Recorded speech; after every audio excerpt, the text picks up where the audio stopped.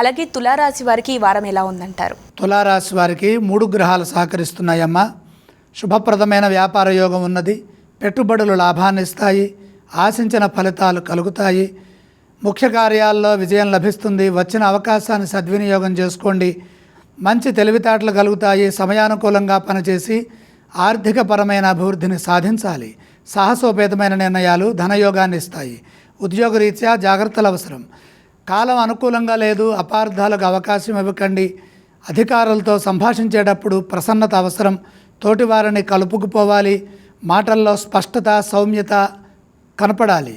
వివాదాలకు దూరంగా ఉండాలి. కాలాన్ని వృధా చేసుకోకుండా మంచి పనులకే సద్వినియోగం చేసుకోండి. ఎంత ఓర్పుతో శాంతంగా వ్యవహరిస్తే అంత శుభాలు జరుగుతాయి. ప్రశాంతమైన జీవనం లభిస్తుంది. సమిష్టి కృషి విజయానికి సంకేతంగా భాసిల్లుతుంది. ఆత్మవిశ్వాసంతో ముందుకు సాగితే ఎటువంటి సమస్య ఎదురవదు.